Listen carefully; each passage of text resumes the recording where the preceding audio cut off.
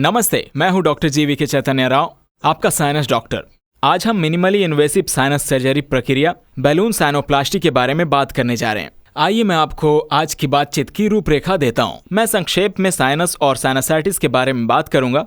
Balloon साइनोप्लास्टी क्या है, मैं आपको दिखाऊंगा बैलून साइनोप्लास्टी की पूरी प्रक्रिया एक सर्जिकल वीडियो के साथ, और उसमें इस्तेमाल किए गए उपकरणों को भी दिखाऊंगा। मैं इस बारे में बात करूंगा कि साइनस की किन स्थितियों में बैलून साइनोप्लास्टी का इस्तेमाल किया जा सकता है। वीडियो खत्म होने से पहले बैलून साइनोसाइटिस के फायदे और नुकसान देखेंगे। तो चलिए शुरू करते हैं। तो साइनस क्या है और साइनसाइटिस क्या है?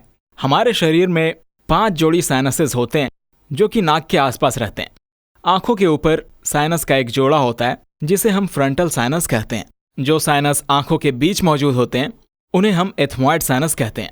नाक के सामने की ओर मौजूद एथमॉइड साइनस को हम एंटीरियर एथमॉइड साइनस कहते हैं और गहराई में मौजूद एथमॉइड साइनस को पोस्टीरियर एथमॉइड साइनस कहते हैं। आंखों के नीचे और गालों के पीछे साइनस होते हैं जिन्हें हम मैक्सिलरी साइनस कहते हैं, और साइनस का एक जोड़ा हमारे गले के ऊपर नाक के गहरे हिस्से में मौजूद होता है और इन साइनस को हम स्पिनोइड साइनस कहते हैं। नाक और साइनस कैविटी एक पतली परत से ढकी होती है जो गुलाबी रंग की दिखाई देती है। इस लाइनिंग को कहते हैं म्यूकोजल लाइनिंग। ये म्यूकोजल लाइनिंग एक पतला चिपचिपा द्रव पैदा करता है जिसे म्यूकस कहा जाता है, और यह म्यूकस नाक और साइनस कैविटीज में हर वक्त उत्पन्न होता है। इस म्यूकोजल लाइनिंग में सिलिया नामक पतली बाल जैसी संरचनाएं होती हैं, और ये सिलिया एक कन्वेयर बेल्ट की तरह एक ही दिशा में काम करती है और नाक और साइनस में उत्पादित बलगम को साफ करती है। मैं कह सकता हूं कि यह म्यूकोजल लाइनिंग नाक और साइनस की मुख्य कार्यात्मक इकाई है। यह नाक में पैदा होने वाले बलगम और सभी साइनस सर्जरी में साइनस को साफ करने के लिए जिम्मेदार है। सभी साइनस सर्जरी में जितना संभव हो सके इस म्यूकोजल लाइनिंग को संरक्षित करने पर बहुत अधिक जोर दिया जा रहा है। जब श्लैष्मिक स्तर को नुकसान हो जाता है तो नाक का वह क्षेत्र और साइनस बलगम को बाहर निकालने की क्षमता खो देते हैं। ये वो परिणाम नहीं है जो हम चाहते हैं। साइनसाइटिस के ऊपर आते हैं। साइनसाइटिस को विस्तार से देखें तो कई सारी चीजें हैं। मैं बस बैलून साइनोप्लास्टी के संबंध में साइनसाइटिस के कुछ बिंदुओं पर ध्यान दूंगा। साइनसाइटिस में कई कारणों से ऐसा होता है कि साइनस के जल निकासी के उद्घाटन और जल निकासी के रास्ते में बाधा आ जाती है। इस रुकावट के कारण साइनस के भीतर म्यूकस जमा हो जाता है और यह बैक्टीरिया को बढ़ने के लिए एक अच्छा माध्यम प्रदान करता है, और यह म्यूकस पस में बदलने लगता है। जब साइनस के अंदर मवाद बन जाता है तो उस स्थिति को साइनोसाइटिस कहा जाता है। तो बैलून साइनोप्लास्टी क्या है? बैलून साइनोप्लास्टी मैं कह सकता हूं कि यह गेम चेंजर है साइनस सर्जरी बैलून में। बैलून साइनोप्लास्टी को यूएस FDA द्वारा वर्ष 2005 में नाक और साइनस सर्जरी में उपयोग करने के लिए अनुमोदित किया गया है। पारंपरिक साइनस सर्जरी के विपरीत बैलून साइनोप्लास्टी में कोई कटिंग शामिल नहीं होती है। बैलून साइनोप्लास्टी में हड्डी या कोमल टिश्यूज को हटाने की कोई आवश्यकता नहीं है। एक छोटा लचीला गुब्बारा साइनस ड्रेनेज पाथवे के माध्यम से पारित किया जाता है और इन बाधित साइनस ड्रेनेज मार्गों को खोल दिया जाता है और साइनस ड्रेनेज सिस्टम को बहाल कर दिया जाता है। मैं आपको दिखाता हूं कि यह कैसे होता है। तो यह है एक्लैरेंट का एनिमेशन। वे दिखा रहे हैं कि गुब्बारा कैसे काम करता है। अब गुब्बारे के गाइड तार को जल निकासी के उद्घाटन के माध्यम से दाईं ओर मैक्सिलरी साइनस में गुब्बारे कैथेटर के माध्यम से पारित किया जाता है। हम दाहिने गाल पर चमक देख सकते हैं। यह कंफर्म करता है कि गुब्बारा गाइड तार स्थिति में है। अब हम गुब्बारे को गाइड वायर पर धकेलना शुरू करते हैं। हम मैक्सिलरी साइनस ड्रेनेज ओपनिंग के स्तर तक मोड़ते हैं। अब हम इसे फुला रहे हैं। इससे जल निकासी के खुलने के स्तर पर सूक्ष्म फ्रैक्चर हो जाते हैं। इसे अस्थायी रूप से फैलाते हैं। अब हम गुब्बारे को वापस ले रहे हैं। कभी कभी हम उस बैलून कैथेटर के माध्यम से साइनस में धोने के लिए उनकी सिंचाई प्रणाली को भी धकेल सकते हैं। यह इस तरफ की बैक्टीरिया को हटा देता है। तो ये है सर्जिकल वीडियो। हम रोगी की बाईं ओर नाक में देख रहे हैं। इस केस में हमें ब्लड दिख रहा है क्योंकि मैंने इस रोगी के लिए एथमॉइड भी खोल दिया है। एथमॉइड्स में हम गुब्बारे का उपयोग नहीं कर सकते। सफ़ेद स्पंज को बाएं फ्रंटल साइनस के स्तर पर रखा जाता है, इसलिए आप फ्रंटल साइनस ड्रेनेज को बिल्कुल भी नहीं देख सकते हैं। उस एरिया में बहुत अधिक सूजन है। मैं सामने के साइनस ड्रेनेज ओपनिंग के माध्यम से गुब्बारे को ढकेल रहा हूं। मैंने नेविगेशन के साथ कंफर्म की है।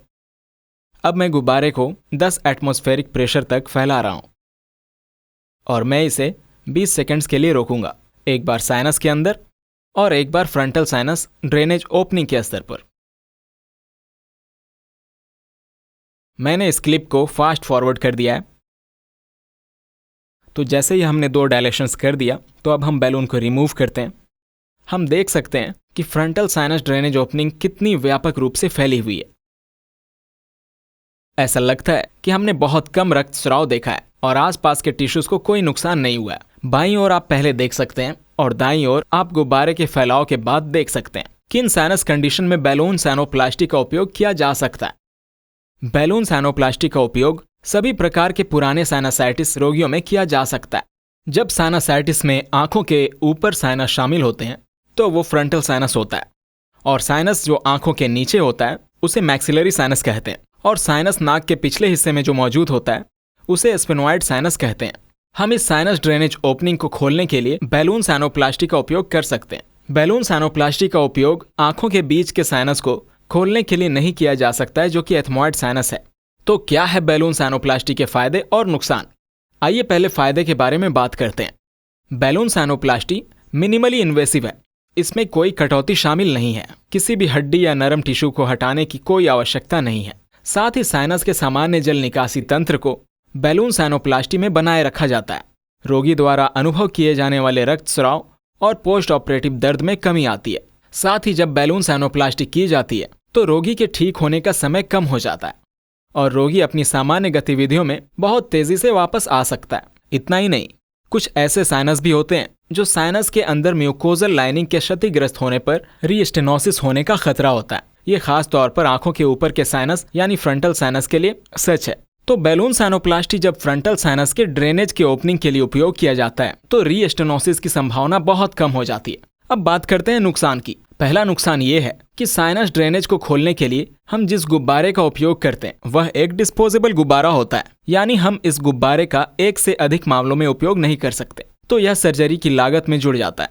दूसरा नुकसान यह है कि बैलून सैनोप्लास्टी केवल अनुभवी साइनस सर्जन द्वारा ही की जा सकती है, जो कि इसे अच्छी तरह से जानते हैं और साथ ही नाक और साइनस की शारीरिक रचना को जानते हैं। यदि गुब्बारा गलत स्थिति में है तो यह कभी कभी उस कक्षा को चोट पहुंचा सकता है जो कि आंख से जुड़ी है, या यह खोपड़ी के आधार को फ्रैक्चर कर सकता है, जो नाक और मस्तिष्क के बीच का विभाजन है। और एक बार खोपड़ी का आधार टूट जाने पर सीएसएफ द्रव जो मस्तिष्क को सहारा देता है नाक से टपकने लगता है, और यह एक परेशानी है जो कि हम नहीं चाहेंगे। हमारे साइनस डॉक्टर सेंटर में यानी डॉक्टर राउस ENT में हम साइनस ड्रेनेज के खुलने का पता लगाने के लिए नेविगेशन तकनीक का उपयोग करते हैं, इससे पहले कि हम गुब्बारे को आगे बढ़ाएं। यह बैलून सैनोप्लास्टी की जटिलताओं की संभावना को बहुत कम कर देता है। निष्कर्ष में मैं कह सकता हूं कि बैलून सैनोप्लास्टी पारंपरिक साइनस सर्जरी का एक सुरक्षित, प्रभावी और न्यूनतम इन्वेसिव विकल्प है। यदि आप या आपके प्रियजन लगातार साइनसाइटिस के लक्षणों से पीड़ित हैं, तो आपके लिए यह सलाह दी जाती है कि आप अपने ENT सर्जन के साथ बैलून सैनोप्लास्टी के बारे में चर्चा करें। आपको कोई जरूरत नहीं कि आप जूझते रहें क्रॉनिक साइनोसाइटिस लक्षणों से। आप फिर से आसानी से सांस लेने के लिए बैलून सैनोप्लास्टी जैसे विकल्पों का उपयोग कर सकते हैं। बहुत बहुत धन्यवाद और नमस्ते।